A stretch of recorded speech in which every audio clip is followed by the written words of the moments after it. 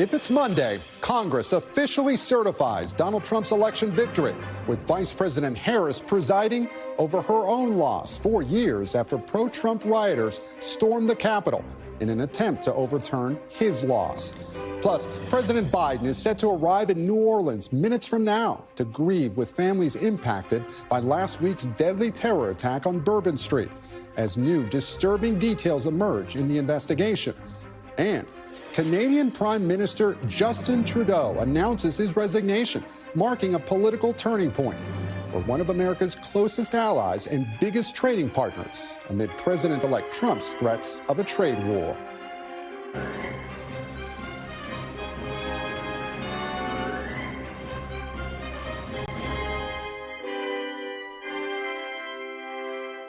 Welcome to Meet the Press Now. I'm Gabe Gutierrez in a very snowy Washington that's all but shut down except for Congress, which met today to certify President-elect Trump's election victory as he returns to power 4 years after rioters stormed the Capitol in an attempt to keep him in power.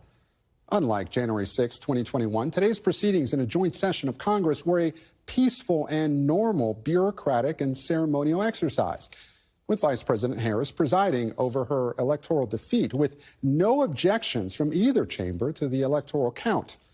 Here's the moment of certification from the House floor. Donald J. Trump of the state of Florida has received 312 votes. Kamala D. Harris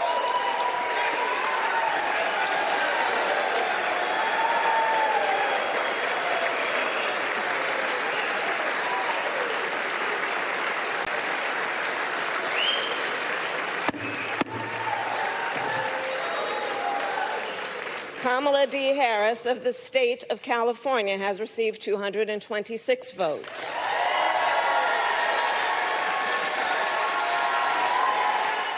Of course, that's a major contrast to the atmosphere in Washington 4 years ago when the former president riled up his supporters with a speech on the White House ellipse, urging them to march to the Capitol to fight like hell, which some did.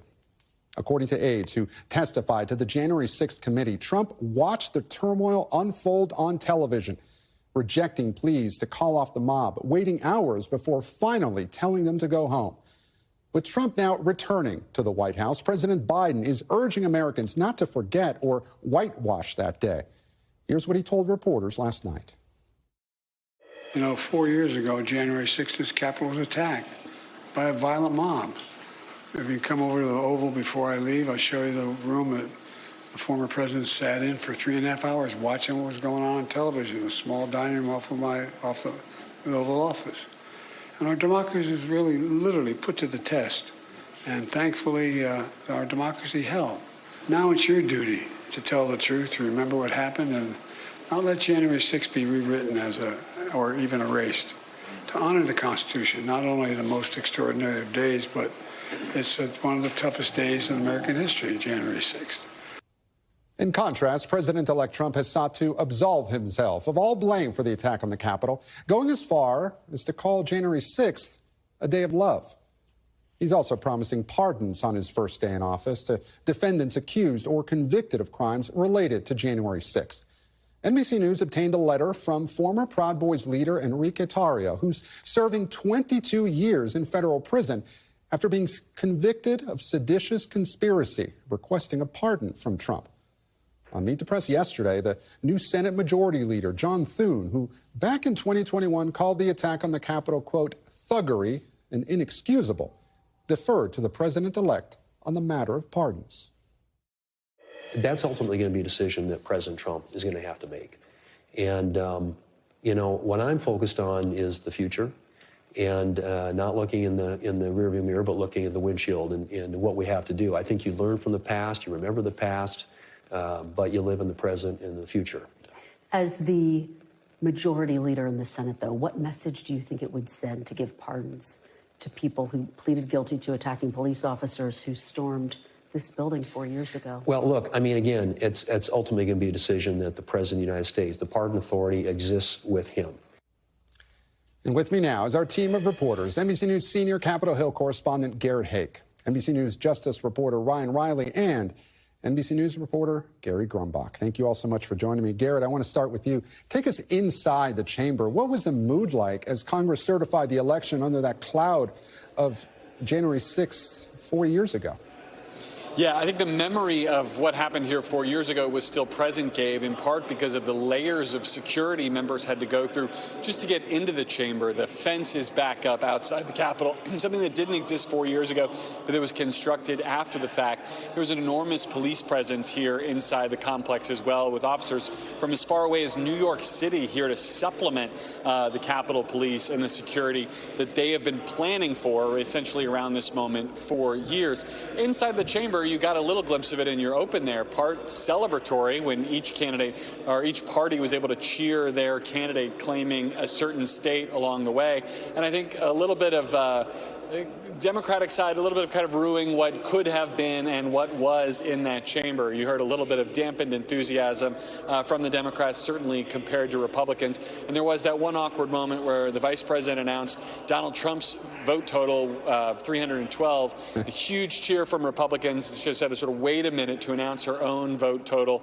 I think a moment of reflection for Democrats about what might have been 4 years ago and what might have been this November to now. Yeah, Gary, let's pick up on that. You know, as we saw, the vice president presided over that certification. And that's the same role, of course, that Vice President Mike Pence played as rioters called for him to be hung 4 years ago. Even after losing the election, how does Harris view her role today? Well, it was interesting. The vice president tried on her way into the chamber, in a brief comment to me, I think, to downplay her role and play up the role of the American people, much like President Biden did in the remarks you just played, suggesting that, you know, it's up to the people to withhold democracy. Afterwards, she spoke very briefly to reporters and suggested she was doing her constitutional duty and that, yes, this is now on us. Listen to what she said when this was all over today. Today, I did what I have done my entire career, which is take seriously the oath that I have taken many times to support and defend the Constitution of the United States, which included today performing my constitutional duties to ensure that the people of America, the voters of America, will have their votes counted. America's democracy is only as strong as our willingness to fight for it. Every single person, their willingness to fight for and respect the importance of our democracy. Otherwise, it is very fragile, and it will not be able to withstand moments of crisis. And today, America's democracy stood. So, Gabe, I don't know about you, but I hear in that an effort to kind of destigmatize the events of this day, turn it back into what was basically a pro forma exercise and certifying the election results, but also to remind people, again, to remind the citizenry that this is on us, not on a Mike Pence or a Kamala Harris or anybody in elected office to be a bulwark to protect democracy. It's on the citizenry. Well, Garrett, moving past January 6th and after today, House and Senate Republicans will now have to focus on actually legislating. So what's that going to look like, and how complicated will that be given Speaker Johnson's narrow majority in the House? I think it's going to be exceptionally complicated, Gabe. I think perhaps more complicated than congressional Republicans have been willing to grapple with. I don't know how closely they were watching what Democrats went through over the last 4 years and their efforts to pass bills through reconciliation, that party line process, how complex it was for President Biden, who had a larger majority in the House, albeit a smaller one in the Senate. Now it's going to be House Republicans who will have to go first here, either with one bill, which seems to be Donald Trump's preference, or splitting up their agenda into multiple parts. They can afford, between now and April, no defections of any kind. If you've been watching the House Republicans for the last 2 years, you know how unlikely that's going to be, especially considering how complex border, energy, taxes, these issues are that they'll be grappling with. But that work really starts in earnest this coming weekend with House Republicans in groups traveling to Mar-a-Lago to meet with the president-elect and try to hash out exactly what they're going to do and how they're going to try to get it done early in this new year. Complex indeed. Garrett Haake live for us on Capitol Hill. Garrett, thank you. And I want to turn now to Ryan Riley. Ryan, it's been 4 years since the attack on the Capitol, and where do DOJ's prosecutions stand today? Yeah, so there's been over 1,250 people who have been convicted in connection with the January 6th attack on the Capitol. More than 1,500 people have been charged. More than 600 people have been sentenced to periods of incarceration. But today, the number of people who are actually behind bars is much smaller. So effectively what you have is the possibility that if Donald Trump ends up pardoning some people, that he could pardon 700 people and it would have no practical impact on anyone being, on anything really, because there are 700 people who have already completed their sentences or never got any sentence of incarceration to begin with. So those indicators would basically erase that. If he pardoned 700 people, that would erase those charges, but it wouldn't have really much of a practical impact on anyone, except if there are any felons in there who might have their voting rights or their gun rights restored. So there are just 700 cases sitting out there that he could theoretically pardon if he wanted to get a big number that wouldn't actually have any practical impact in any real terms. It wouldn't as though they would be opening up the federal prisons across the country and letting folks out. That's just people who are already completed their sentence or were never sentenced to jail or prison to begin with. And a little earlier, we heard Kristen ask Senator Thune about this, but what do we know about President-elect Trump's plan to pardon people who've been charged? Yeah, so I've been talking to a bunch of the January 6th lawyers about this, and what's clear is that there's really no structure in place for any of this. And I think the category of people who are talking to Trump about this is pretty small. He's obviously got a lot on his plate right now. There's a whole government to set up, so this might not necessarily be the priority, but he's made clear that he wants to send a message about this in the coming days. So I think those 700 could be, maybe something to look at, because that would certainly convince a lot of his supporters that he cared a lot about this, but it actually wouldn't have that much of a practical impact, and any backlash on him wouldn't really be much, because there wouldn't really be that much of an impact, practically speaking. It would just be sending a signal, basically saying that you're pardoning these 700 people. And of course, in the mix there, and it depends what Democrats end up doing, but even if he were to pardon those 700 people, what Democrats could do is pick out, say, hey, the child molesters that were in there. That's not what he'd be pardoning them for, but there have been people convicted of awful other crimes who are also convicted of January 6 offenses that they could pick out and sort of, make an issue out of and really lean into if they chose to do that. But there are ways to sort of set the window for where these pardons are ultimately going to be. But this is essentially, I think, just a media story, what kind of message he sends, and ultimately whoever's in Donald Trump's ear at the last minute could have kind of the final say on this, as we saw with the nomination of Matt Gaetz. When Matt Gaetz was in his ear at the last minute, Matt Gaetz got nominated as Attorney General. So it's really, I think, just positioning yourself to be in the spot to feed him that information at the last minute. And Ryan, as we mentioned, the leader of the Proud Boys, Enrique Tarrio, is asking President-elect Trump for a pardon. He'd received one of the more serious sentences. So what are you hearing from his lawyer? Yeah, so Enrique Tarrio is one of the really interesting cases, because what we've heard so far is that, there might be a focus on nonviolent offenders, and theoretically, Enrique Tarrio would fit into that category, even though he's got the longest sentence, because what he was convicted of is seditious conspiracy. He wasn't actually at the Capitol that day, but a lot of the planning for this and his encrypted messages and planning for the storming, the fighting of police, sort of positioning themselves dressed up all in black. One of the reasons that we've seen a lot of garbage about Antifa being there, which is just bogus and ridiculous and false, is because the Proud Boys planned to dress up in black that day. A lot of the conspiracy theories that we saw that have now gone on for 4 years and gotten to the point of exhaustion on were started that day, and were started because the Proud Boys thought it'd be funny if they dressed up like Antifa. So what we heard from his lawyer is that he wants that pardon. That remains to be seen whether or not that's going to go through yet. Ryan Riley, our Justice reporter. Ryan, thanks so much. I want to turn now to Gary Grumbach out in the elements. Gary, we heard Garrett refer to lawmakers having to go through a lot of security to even get to the Capitol. How is the security situation from where you're standing?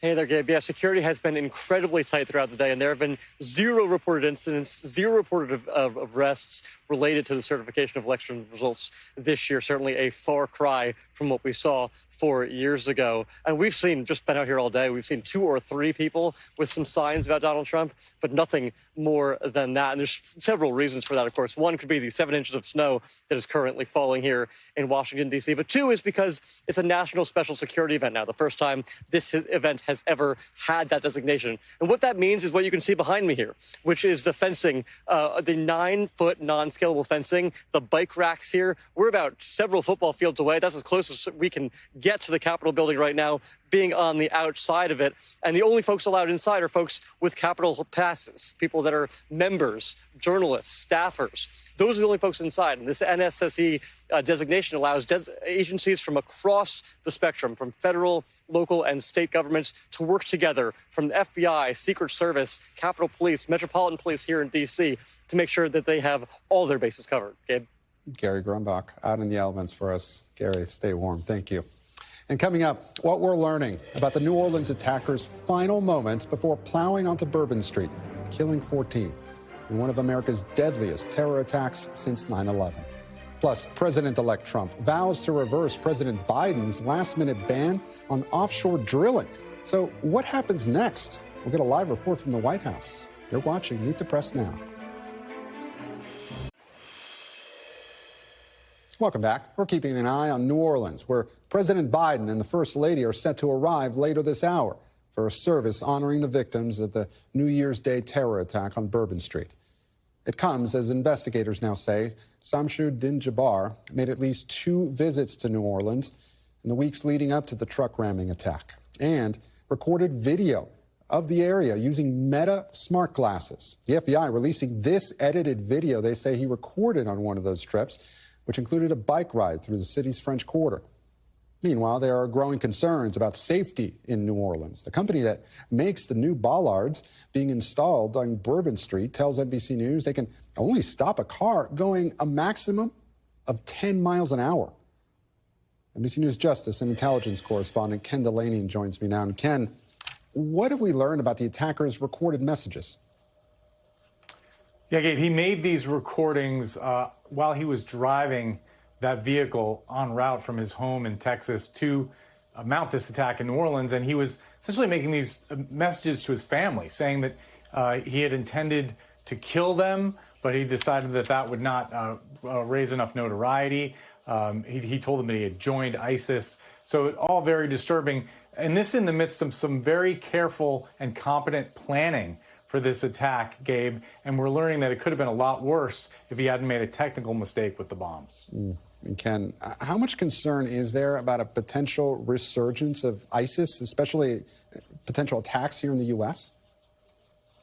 Yeah, there's been a concern, I have to say, for a long time, Gabe. You know, 5 years ago, the United States and its Syrian Kurdish allies defeated the ISIS caliphate in Syria, but the movement has never gone away, and it's always been a source of inspiration for radicals online and for disturbed individuals in the United States and elsewhere, and it looks like that's what happened here. And FBI officials and Justice Department officials, counterterrorism officials are all saying we are at a heightened threat in terms of inspired attacks from ISIS. There's no evidence yet that ISIS in any way directed this attack. They're obviously looking at his foreign travel, but just the online inspiration is enough in some cases. So then there's questions about security moving forward here, Ken. As we just mentioned, that new company installing those bollards, they can only stop a car 10 miles an hour. What is that supposed to, is that supposed to be enough?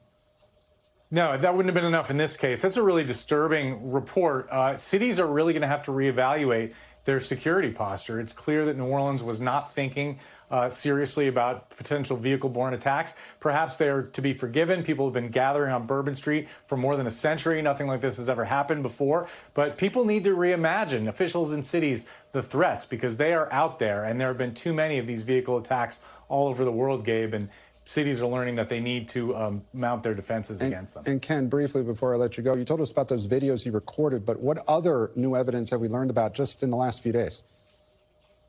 Yeah, well, particularly the FBI is saying that he used an explosive in the bombs called RDX, which is actually a common explosive in terrorist attacks around the world. But we don't see it in the United States very often. It's like a military-grade explosive. And those would have been really serious big bombs that could have killed a lot of people. Luckily, he didn't use the right kind of detonator. He wanted to use a transmitter to explode those bombs. They didn't go off, and thankfully, it could have been a lot worse if they had. Gabe. Ken Delaney, our Justice and Intelligence correspondent, following this story out of New Orleans. Ken, thank you so much. And up next, oh, Canada. Prime Minister Trudeau's decision to step down, and what the leadership shakeup means for a key U.S. ally, with President-elect Trump set to take office and threatening a trade war. You're watching Meet the Press Now. Stay with us.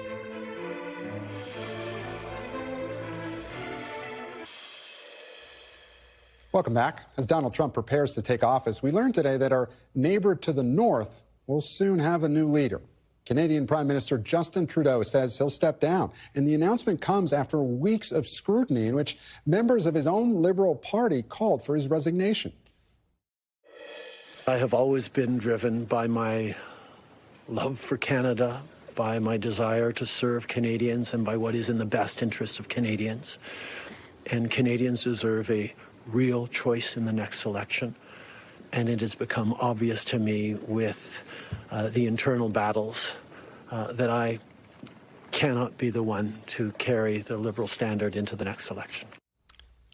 Trudeau and Canada have been a target of President-elect Trump, who has vowed to impose tariffs on Canadian exports while mocking the country as our 51st state. He continued that rhetoric in a post on social media after Trudeau's announcement, urging Canada to merge with the U.S. And I'm joined now by Martina Steves-Gridneff, Canada Bureau Chief for the New York Times, and our own Vaughn Hilliard, who's covering the Trump transition from West Palm Beach. Thank you both so much for joining us. And Martina, I want to start with you. Justin Trudeau, look, he's been unpopular for months. So did his resignation today surprise you? No, like you said, it was sort of a bit like a political death foretold, but certainly shocking when it does happen. Remember, Trudeau has been in power for nearly 10 years. So even though he's been under pressure to resign for months and has been unpopular for months, it's become clear increasingly that his position is untenable. It was still quite a shock to wake up to the news today. Are some of the political forces that are responsible for his unpopularity similar to what President Biden here in the U.S. was dealing with? Inflation, bad poll numbers. Reflect on that. Absolutely. I mean, I think it's the sort of post-pandemic malaise that has been brutal for a number of incumbents across the developed world. President Biden saw that. We have several leaders in Europe facing similar problems and headwinds. The reality is that Canada has had the same leader for nearly a decade. They faced very serious inflation and other affordability issues since the pandemic. And a combination of that and some cultural shifts in the electorate really meant that it was time for Mr. Trudeau to go. Some would say he even outstayed his welcome by dragging on his leadership for this long. Who's the most likely successor? Well, there's a number of names. No one has yet put their hand up officially, I suspect out of respect. But there is 4 names really that are most prominent. One of them is Chrystia Freeland, his deputy prime minister, former finance minister. Her resignation in a really bitter way in December kind of precipitated Mr. Trudeau's own resignation today. It was sort of the kiss of death, if you will. Another is Mark Carney. He's not really a household name, even in Canada, frankly, but he's well known in the so-called global elites, a former governor, not only of the Bank of Canada, but also of the Bank of England, and a prominent global investor. Dominic LeBlanc, a prominent Liberal prime minister here in Canada, who famously babysat for a young Mr. Trudeau. And also Melanie Joly, the country's younger foreign minister, who's also a prominent politician who we expect might play a role in her party's next chapter. And Martina, how much of a factor will Donald Trump play in whoever succeeds Trudeau? I think most Canadians, if not all, who will be voting for the next Liberal Party leader and then down the line in the federal election will be keeping an eye on Mr. Trump, will be asking as part of the criteria they use to choose their next leader, how will this person fare against Mr. Trump? We all know there's no magic recipe. It's a combination of chemistry. Is it better to antagonize? Is it better to flatter? It's not even a matter of partisanship, really. It feels like it is a matter of the personal handling of Mr. Trump. And I think everyone will come up with a different answer for that, but they will definitely have that front of mind when they're making their decisions. And what's been the feeling in Canada to Trump's mocking of the country, suggesting it should be our 51st state? The reaction, I think, is really reflective of what a fragile and fraught moment Canada is going through within its own affairs right now. There's obviously a big part of the population that finds that deeply offensive and is reacting very badly. They would like a leader to be able to stand up to Mr. Trump and say, no, listen, we're a sovereign nation, back off. And by the way, putting tariffs on our goods is a major self-harm for the American economy. There are others, however, who say that Mr. Trump is right to be threatening and mocking, and this is a result of Mr. Trudeau's poor stewardship of the country, that Mr. Trudeau has actually reduced the country to the butt of a joke, and that Mr. Trump's attitude towards Canada could jolt the country back into seriousness under new leadership. And so it's mixed emotions here, but certainly it's front of mind for everyone. Martina Stavis-Gridneff, Canada Bureau Chief for the New York Times. Martina, thank you so much for joining us. And I want to turn now to Vaughn Hilliard. He's live for us in West Palm Beach covering the Trump transition. Vaughn, what's been the reaction from Trump world to today's announcement? Well, Donald Trump himself posting on social media, again, as we've heard now for the last month from him, suggesting that Canada should be the 51st state, and whether there's, what is the balance between it being making a mockery of the situation in Canada versus a serious talk about imperialism. That's, I think, only Donald Trump can better articulate for himself. And the question that Donald Trump ultimately is going to have to face now is whether the new prime minister that comes in, whether he will be able to establish a relationship like that he was able to establish with Justin Trudeau over the last 8 years. Because if you go back to 2018, in 2019, at the heart of the trade war between the United States and Canada, it was Justin Trudeau who spoke up at a press conference and said that it was going to be up to Canada to stand up to the United States and essentially defend itself, in which Donald Trump, the then president, called Trudeau meek and mild, were his own words to describe Trudeau. Of course, that relationship changed over time as, along with Mexico, they struck a USMCA trade agreement that replaced NAFTA. But then you fast forward to just a month and a half ago when down here at Mar-a-Lago over the Thanksgiving weekend, it was Justin Trudeau who flew down here to come have dinner with Donald Trump, Howard Lutnick, and others. And so this is a longstanding relationship that Donald Trump had built with the current prime minister. And frankly, one, now moving forward, it is up in the air as to who that replacement will be at a time in which he's threatening to impose significant tariffs on one of the two of the top trading partners for the United States. And Trump continued to mock him even after that dinner at Mar-a-Lago. Vaughn, can we expect an adversarial relationship with whomever is Canada's next prime minister?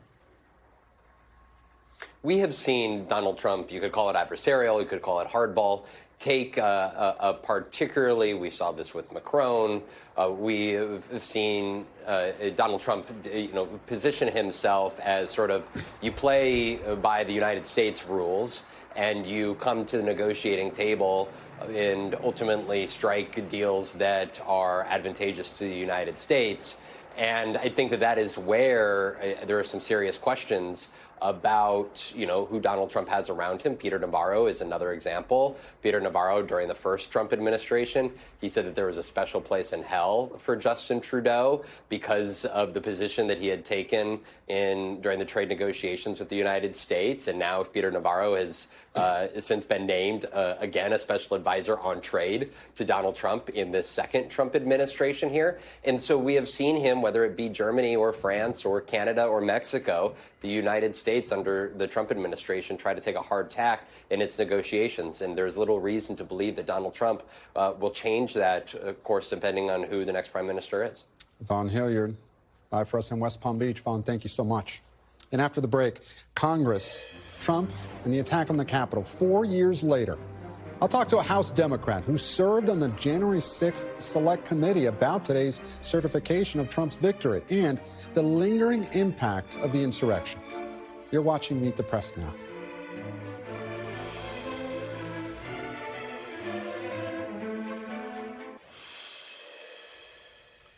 And welcome back. As we mentioned, Congress certified the 2024 election and Donald Trump's victory today with no disruption, in stark contrast to the scene at the Capitol 4 years ago. In 2 weeks, President-elect Trump will take the oath of office, and Republicans in Congress will face the tall order of pushing through Trump's legislative agenda, even with their incredibly narrow majority. And joining me now is Democratic Congresswoman of California, Zoe Lofgren. She was also a member of the Select Committee on the January 6th attack. Congresswoman, thank you so much for joining us. Today, Congress certified the election on the four-year anniversary of the attack on the Capitol. What was today like for you? Well, we certified the election because Trump won the election, so that was the right thing to do. But I think many of us are thinking back to 4 years ago, the tremendous bravery, courage, valor, really, of the Capitol Police, who saved our lives and who saved our democracy. The tremendous damage that was done to them. I've been reaching out to some of the officers and relatives of the families of those injured, thanking them once again for their efforts. One of the things that I think has been on our minds is some of our colleagues are trying to pretend what happened didn't happen. Certainly, Donald Trump is a known liar and is lying about this and has been for a while, but that so many Republicans who on the day and the day after condemned Trump for what he did are now saying that nothing happened. It is disappointing that they would lie in that way. Well, Congresswoman, we've seen statement after statement from Democrats urging people to never forget, but is it possible that many Americans just don't care at this point? Well, it's hard to know. I do think elections are decided on many factors. We have prices that are too high for people. During the pandemic, prices went way up for a variety of reasons, and they didn't come back down. And that has really been very troubling and difficult for a lot of American families. And I think that was top of mind for many voters, not the events of 4 years ago. I do hope that we will never see an effort to essentially engage in a coup d'etat as Trump did 4 years ago, that we will respect, as we did today, the will of the voters and respect our democracy. That's my goal, and it's something I pledge to do. And President-elect Trump has said that he pardoned convicted January 6th rioters. He's also described them as political prisoners and hostages. So what would the implications be, and what message does it send if he were to pardon them? Well, these are people who were convicted of felonies in many cases, of brutal, violent assaults against police officers. I mean, people died. Some officers were so severely injured they were unable to return to work, an eye gouged, maimed fingers, and on, over 140 injured officers. And that somehow that is okay? I don't think so. Trump lies a lot. He can say whatever he wants, but it doesn't change the fact that these violent criminals attacked law enforcement, and probably the biggest assault on law enforcement in American history. And speaking of things that President-elect has said, he's also said that members of the January 6th committee should be jailed. So are you worried about political retribution? Look, Article 1, Section 6 of the Constitution says that members of the House and Senate are immune from any criminal or civil liability for their legislative work. So that would be unconstitutional. I doubt that he's ever read the Constitution, but presumably the lawyers will have read the Constitution, as all of us lawyers must in order to become lawyers. Well, Congresswoman, let's turn to what happens next on Capitol Hill after today. Speaker Johnson said that Trump wants to pass a single reconciliation bill that would address many of his priorities. So is there anything Republicans could include in that legislation that would convince Democrats to support that bill? Well, our position is if there's something that is going to be good for the American people, we'll work together on that. I mean, our leader, Hakeem Jeffries, made that very clear yesterday when he introduced Mike Johnson. But we're not going to go for extremism. And so we'll see what they propose. If it's something that we can support that will help the American people, we're all in. but their agenda really does not appear to be in that direction. Limiting Social Security and Medicare is not what most people thought they were voting for. Well, Congresswoman, President-elect Trump has floated the idea of a possibility of including language on dreamers in that reconciliation bill. Let's take a listen. Would you put regularization of the dreamers into that bill to attract some Democrats? I don't think it has to be in that bill, but I'm okay with talking about the dreamers. It's been a long time. Everybody's been talking about the dreamers. These are people that have been here since, in many cases, birth. They've been here for, many years. They were very young, and now they're middle-aged people. In some cases, they're old people. It's been talked about, and I'm certainly open to talking about it. So do you take him at his word? Can Democrats work with the incoming Trump administration to do something on dreamers? Well, let's see what he proposes. But his bigger proposal is mass deportation. He had rallies where his adoring fans had signs saying mass deportation now. So that's what I'm fully expecting. And by the way, when Democrats were in the majority, we tried to put some immigration reform in a reconciliation package, and the Senate parliamentarian refused to allow it. So I doubt very much that immigration reform or any immigration measure can be included in this budget bill. It's not, the rules don't permit it. And he has promised mass deportations, of course, but Americans did vote for his immigration agenda. Mm-hmm. Well, it's interesting because half my district is an agricultural district in California, heavily dependent on undocumented farm workers. And I've had some of the employers who are my supporters, but also support Trump. Yes, that can happen. They don't believe that there will be arrests of their workforce. They think, well, surely he must not mean that. Well, we'll find out. Well, Congresswoman, there's also a lot of questions about what's next for Vice President Harris. Would you like to see her run for governor of California? Well, it's a cast of thousands right now running for governor of California. I haven't endorsed anyone. Many of them are my friends, and they are all very capable. So that's something she'll have to figure out. But certainly, it's a very competitive field already.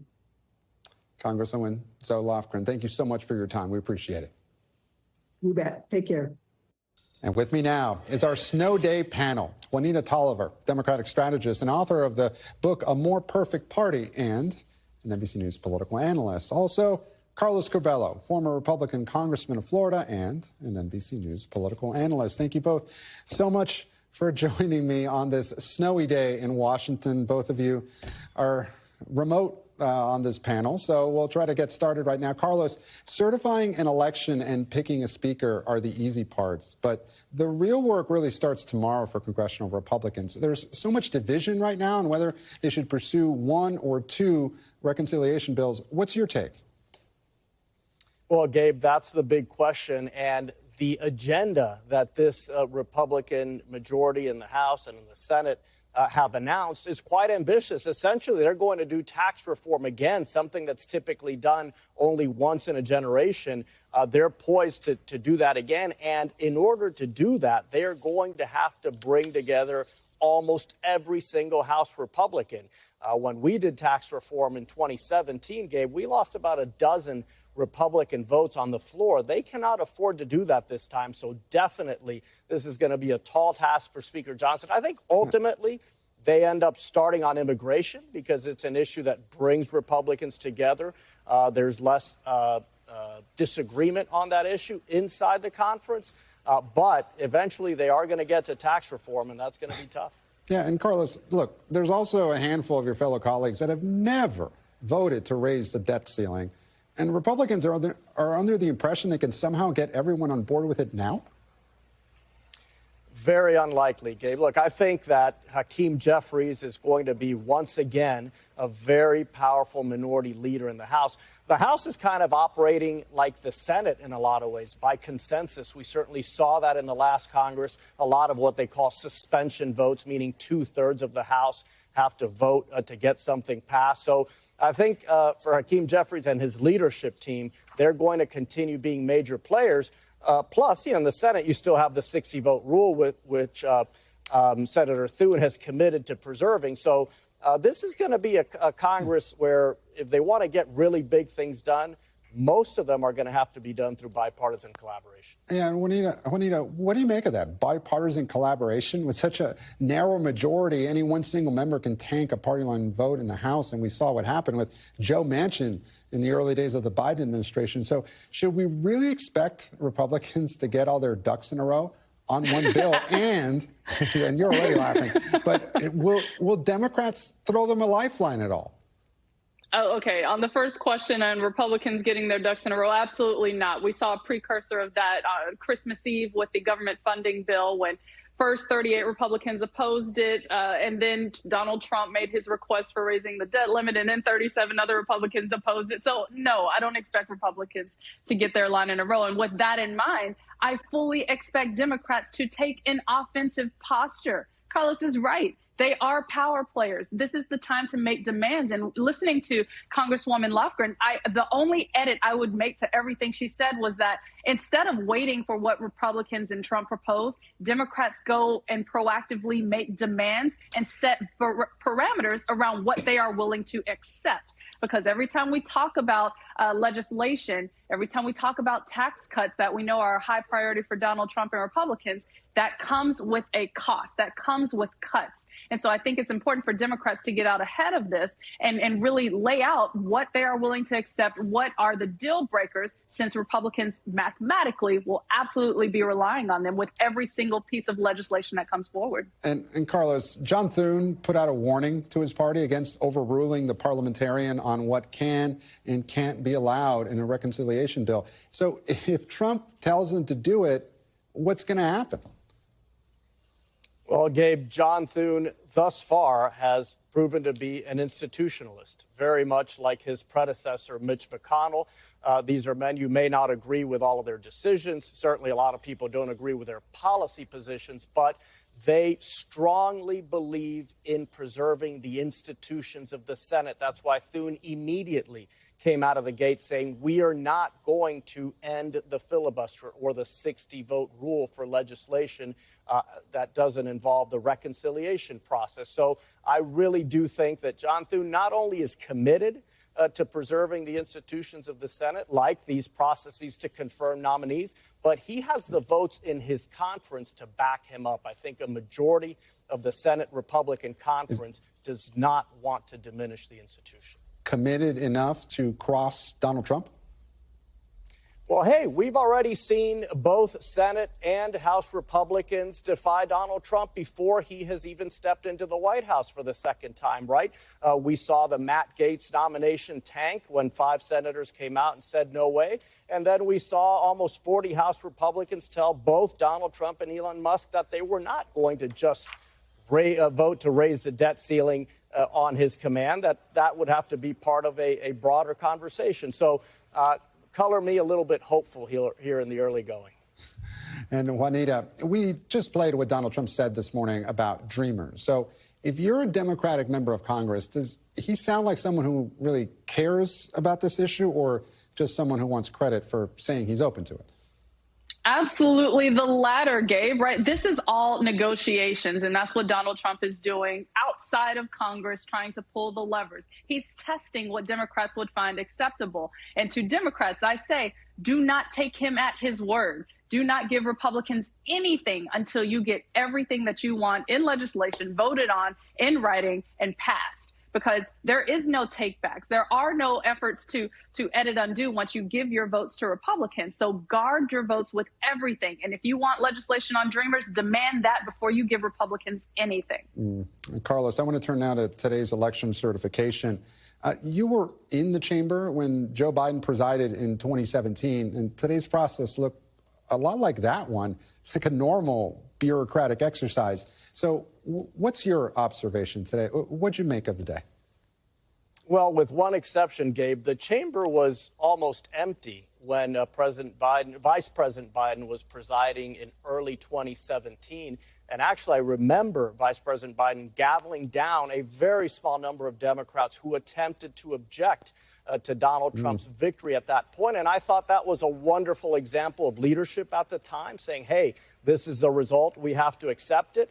I think today, even though, of course, we were reminded of the horrific scene from 4 years ago, I think today we can celebrate that in a way our country's back on track. And Joe Biden and Kamala Harris get a lot of credit for that, right? That commitment to the peaceful transfer of power, to recognizing election results. So today, even though, of course, I thought about what happened 4 years ago in those hallways that I walked so many times, I was also happy to see that maybe we turned the page and that we're not going to do that ever again. And Juanita, I asked the Congresswoman this question a little bit. Has there been any grappling with reality for Democrats here? They ran on this issue of, threat to democracy. It just wasn't enough to tip the balance. So where do Democrats go from here?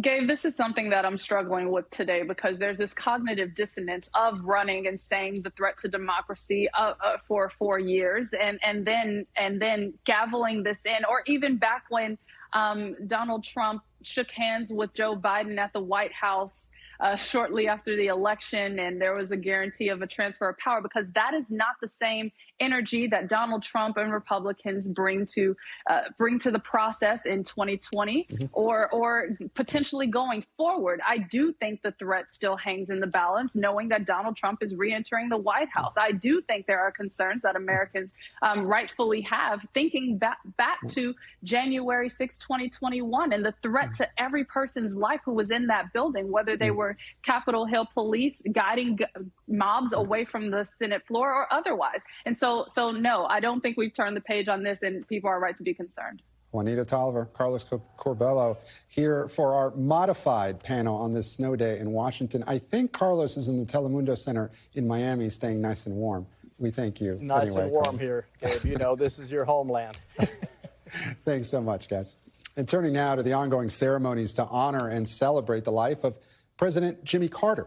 Right now, the former president is lying in repose at the Carter Center in Atlanta, where members of the public can come to pay their final respects as a military honor guard stands watch. On Saturday, a motorcade transported President Carter's casket from his beloved hometown of Plains, Georgia, to the state capitol. Tomorrow, he will be flown here to Washington, D.C., and there will be a service in the Capitol Rotunda. He will then lie in state until his funeral service at the National Cathedral on Thursday. Mourners in Atlanta have until 6 a.m. tomorrow to pay their respects to the former president at the Carter Center. And we'll be right back with more Meet the Press Now. Welcome back. President Biden announced a ban on new offshore drilling along most of the U.S. coastline today. The White House says the ban will protect 625 million acres of ocean along the Atlantic and Pacific coasts, the Gulf of Mexico, and the Bering Sea. The Biden administration is hoping the move will protect against President-elect Trump's plans to boost oil and gas production during his second term. In an interview with Hugh Hewitt this morning, President-elect Trump vowed to reverse the ban, calling the move ridiculous and saying he would, quote, unban it immediately. Joining me now is NBC News senior White House correspondent Kelly O'Donnell from a very snowy North Lawn. Kelly, can Trump actually reverse the ban as he said he would this morning? It is not as easy as it might appear. You would think if one president can authorize something, another president might be able to reverse it, as you indicated. But what we have learned is that case law suggests that it is actually Congress who would have to take action. And what President Biden is aiming to do here is to follow through on his pledges related to energy conservation, climate protection, environmental issues. And many of the areas within the 625 million acres are close in coastal areas, and they are not considered to be prime areas for oil production. So in some ways, this would sort of solidify those areas right off the coast coastline is being protected from this. Now, President Trump can certainly try to unwind this, but he also tried to do that in his first term with an Obama-era matter, and the court said that Congress needed to act. And when you get Congress involved, certainly with a Republican Congress, he may be able to do that. But at the same time, you might also have all the local interests from coastal-related members of Congress who would also have concerns. And so the issue is there enough energy production without this? The Biden administration says yes. President Trump says this is a way to undermine his administration right before it comes into office. And Kelly, quickly, before I let you go, the protection covers areas mostly that haven't seen a lot of interest from oil companies for drilling purposes. So is this mostly a symbolic gesture on the president's part? It is in some ways symbolic, but it's also to try to reinforce that those areas nearest to the coastline would be protected in terms of what he says would be irreversible damage if there were drilling in those close-in areas. Most oil production is much farther out at sea, and so these are the outer continental shelf along the coastline. So the experts will debate the validity of what could be there, but it is also something that will be tested. Kelly O'Donnell, live for us on the White House North Lawn. Kelly, thank you. And thank you for watching. I'm Gabe Gutierrez. We're back tomorrow with more Meet the Press Now. The news continues with Hallie Jackson right now. Thanks for watching. Stay updated about breaking news and top stories on the NBC News app or follow us on social media.